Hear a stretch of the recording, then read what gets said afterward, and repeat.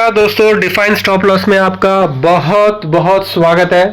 दोस्तों, हमारे सामने रिलायंस पावर लिमिटेड का डेली चार्ट है, तो हम इसमें कुछ चीजें डिस्कस करने वाले हैं। I would like to bring some points to our subscribers notice. तो इसमें आप देखोगे तो ये जो स्टॉक था, यहाँ पे स्टॉक ने एक 90 डिग्री का, यू कैन से ऑलमोस्ट एक 90 डिग्री का इसमें एक शार्प रैली था।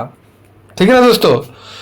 तो यदि आपने इस यहां पे आपने यदि एंटर किया होगा तो नेचुरली प्रोबेबली आप इस लेवल पे यहां पे कहीं आपने स्टॉक में एंटर किया होगा। जब आपने देखा कि ये जो कप का जो ब्रेकआउट है तो इसके बाद आपने एंटर किया होगा, लेकिन इसको आपको एग्जिट कहां करना था, क्योंकि यहां पे इसने अपना टॉप बनाया, फिर टॉप बनाने के बाद ये नीचे आया। ठीक है ना।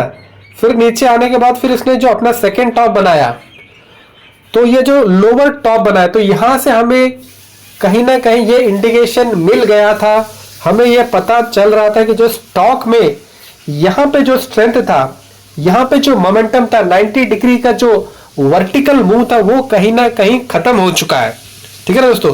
क्योंकि स्टॉक यदि इसमें पावर रहता, यदि इसमें वो पुराना वाला जोश या दमखम रहता, तो नेचुरली ये इस हाई को टेक ओवर कर लेता है, इस हाई को क्रॉस करता, इसको ना ही सिर्फ ब्रेकआउट करता और ये ऊपर की तरफ जाता। लेकिन यहां पे इसने एक नया हाई बनाने में असफल रहा। ये अपना एक नया पुराना जो हाई था, ऑल टाइम हाई को ब्रेक नहीं कर पाया, इसने एक लोअर लो बनाया। तो यहां से हमें कहीं पता चल गया था कि स्टॉक में जो पुराना मोमेंटम था वो खत्म हो चुका है। उसके बाद ये इसने जो बॉटम बनाया, यहां पे आप देखोगे तो इसने जो बॉटम था, रीसेंट बॉटम को उसने रेस्पेक्ट नहीं किया। जो रीसेंट बॉटम था वहां से वो सस्टेन करके ऊपर की तरफ मूव नहीं कर पाया और उसका उसने ब्रेक डाउन दे दिया। यदि स्टॉक में यदि पावर होता, यदि स्टॉक में यदि स्ट्रेंथ होता, यदि स्टॉक में यदि जान होता, तो स्टॉक को यहां से टकरा के इसको ऊपर की तरफ जाना चाहिए था। ठीक है ना। तो यहां पे हमें एक सेकंड, यहां पे हमें फर्स्ट इंडिकेशन मिल गया, वहां पे हमें फर्स्ट इंडिकेशन मिल गया और यहां पे हमें सेकंड इंडिकेशन में फर्स्ट इंडिकेशन ये मिला जब वो अपना पुराना हाई को ब्रेक नहीं कर पाके, जब उसने एक लोअर हाई बनाया, और सेकंड टाइम जब वो अपना जो रीसेंट लो को वो रिस्पेक्ट नहीं कर पाया, उस रीसेंट लो को प्रोटेक्ट नहीं कर पाया, और जब उसने उस रीसेंट लो को ब्रेक डाउन कर दिया, तो वहां पे हमें सेकंड इंडिकेशन मिल गया कि हमें अभी स्टॉक से एग्जिट कर लेना चाहिए। और वो आप जो 50 डे, ये जो 50 डे ईएमए के नीचे भी स्टॉक आ रहा था। तो यदि आपने यहां पे कहीं एंटर किया होता, यहां पे कहीं आपने एंटर किया होता और यदि आपने यहां पे एग्जिट कर लिया होता, तो भी आपको 30% का जो प्रॉफिट है at a short period, 35 days के अंदर आपको जो 30 पीरियड का प्रॉफिट आप घर लेके जा सकते थे। ठीक है ना।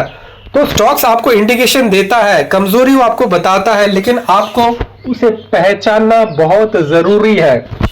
यहां पे पता चल गया था कि जो स्टॉक में एग्जॉशन, जो कमजोरी के जो लक्षण दिखना शुरू हो गया था, जो पुरानी तेजी थी वो तेजी में अभी कमी आ चुकी है। और यहां पे जब इसने इसको ब्रेक किया, तो उसने जो अपना रीसेंट लो था, जो स्ट्रक्चर था, जो हायर हाइज हायर लोज का जो स्ट्रक्चर जो स्टॉक बना रहा था, उस स्ट्रक्चर को ब्रेक डाउन कर दिया, ब्रेक ऑफ स्ट्रक्चर हो चुका था। तो वहां को उसके बाद आपको इस स्टॉक में बने रहने का कोई मतलब नहीं था, आपको उस स्टॉक से एग्जिट करना था और हर हाल में करना था। और उसके बाद जो हुआ आप यहां पे देख पा रहे हो, उसके बाद the stock is continuously falling. ठीक है ना। इतना फॉल को आप बचा सकते थे यदि आप सही टाइम से निकल जाते थे। तो हमें यह पता चलता है कि जब स्टॉक अपने एक पुराने हाई को क्रॉस नहीं कर पाता है और अपने जो रीसेंट लो को यदि वो रेस्पेक्ट नहीं कर पाता, तो हमें स्टॉक से एग्जिट कर देना चाहिए। तो दोस्तों, आज के लिए फिर हम इतना ही रखते हैं दोस्तों। फिर कभी किसी वीडियो में आपसे मिलेंगे दोस्तों। आप हमारे चैनल में पहली बार आए तो कृपया करके हमारे चैनल को लाइक कीजिए, सब्सक्राइब कीजिए, कमेंट कीजिए। आपका बहुत बहुत धन्यवाद।